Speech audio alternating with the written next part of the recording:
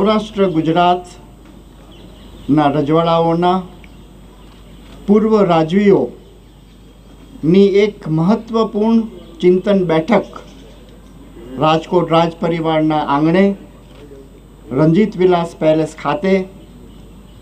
અને આદ્યશક્તિમાં આશાપુરાના સાનિધ્યમાં સનાતન ધર્મ અને ભારતીય સંસ્કૃતિના જતન માટે ગહનતાપૂર્વક વિચાર વિમર્શ આજે થયો છે। 45 જેટલા રાજવીઓ, જેની અંદર અત્યારના 15 ઉપસ્થિત છે અને 25ના આપણે લેટર ઓફ સપોર્ટ અને એના મંતવ્ય કે રાષ્ટ્ર ઉત્થાન માટે શું કરવું જોઈએ એ આપને હું વાંચી સંભળાવવાનો પણ છું, કે જેમાં મહારાણી સાહેબ કચ્છ, જેને સર્વપ્રથમ રાજ્ય ભાવનગર સમર્પિત કર્યું એવા મહારાજા સાહેબ કૃષ્ણકુમાર સિંહજીના વંશજ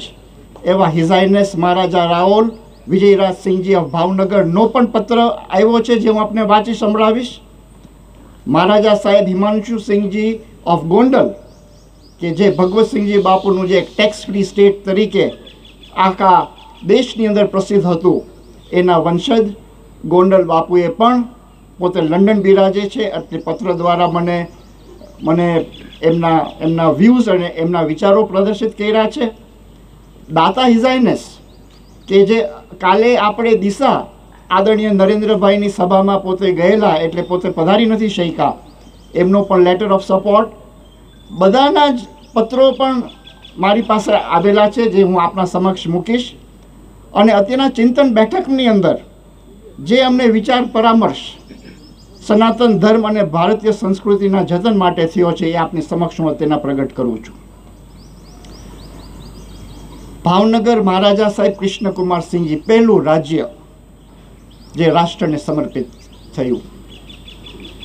ભગવતસિંહજી બાપુ મહારાજા સાહેબ ગોંડલ ટેક્સ ફ્રી સ્ટેટ અને એક ઉચ્ચતમ સ્ટેટ્સમેન તરીકે એનું એડમિનિસ્ટ્રેશન સર્વવિદિત છે।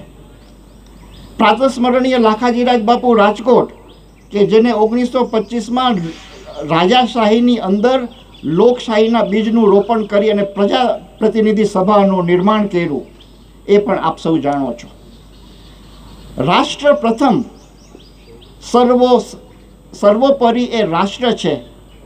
એ વિભાવનાને આપણા પૂર્વજોએ હંમેશા દેશભક્તિ, રાષ્ટ્રભક્તિ, રાષ્ટ્ર પ્રેમને પ્રદર્શિત કરી અને એમનું શાસન કરેલું છે। ત્યારે આજે સમગ્ર વિશ્વ જ્યારે સળગી રહ્યું છે, પ્રત્યેક રાષ્ટ્ર કોઈને કોઈ પ્રકાર સમસ્યા સતાવી રહી છે, આપણે પણ એમાંથી બાકાત નથી, ત્યારે એક આવશ્યકતા છે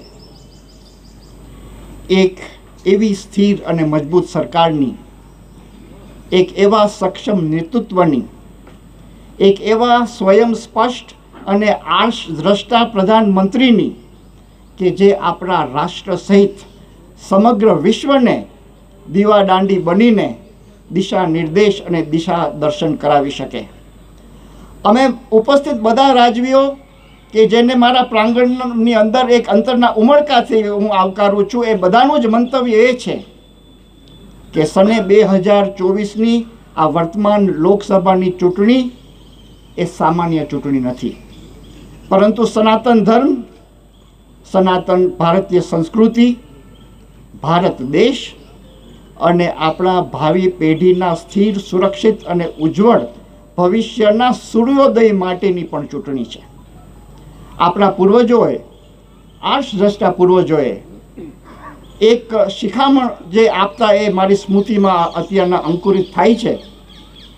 કે જ્યારે ઘાસની ગંજીમાં આગ લાગે ત્યારે એ આગને બુઝાવવા માટે પાણીનો છંટકાવ કરવાને બદલે જેટલી ઝડપથી જેટલા પૂળા સળગતાથી બચાવી શકાય તેટલા બચાવી લઈએ, તે આપણી દીર્ઘદ્રષ્ટિયુક્ત અને શાણપણ ભર્યો યોગ્ય નિર્ણય ગણાશે। આજે આપણે સ્વતંત્રતા પ્રાપ્તિ પછીના દશકો બાદ વર્તમાન દશકમાં એક સજાગ પ્રધાનમંત્રી સ્વરૂપે આદરણીય શ્રી નરેન્દ્રભાઈ આપણને પ્રાપ્ત થયા છે, ત્યારે એ ભારતીય વાસીઓએ કરેલા પુણ્યનો ઉદય થયો છે. આજે આદરણીય નરેન્દ્રભાઈ એક પ્રધાનમંત્રી સ્વરૂપે એમના 10 વર્ષના સમયગાળાની અંદર એમને લીધેલા નક્કર અને નફળ નિર્ણયોના કારણે એમને સાબિત કરી આપ્યું છે કે આપણો ભારત દેશ ભૂતકાળમાં ભવ્ય હતો, વર્તમાનમાં ભારતની ભવ્યતા પરિષ્કૃત થઈ રહી છે અને ભવિષ્યની અંદર આપણો ભારત દેશ પુનઃ વિશ્વગુરુના સર્વોચ્ચ શિખર ઉપર બિરાજમાન થનાર છે.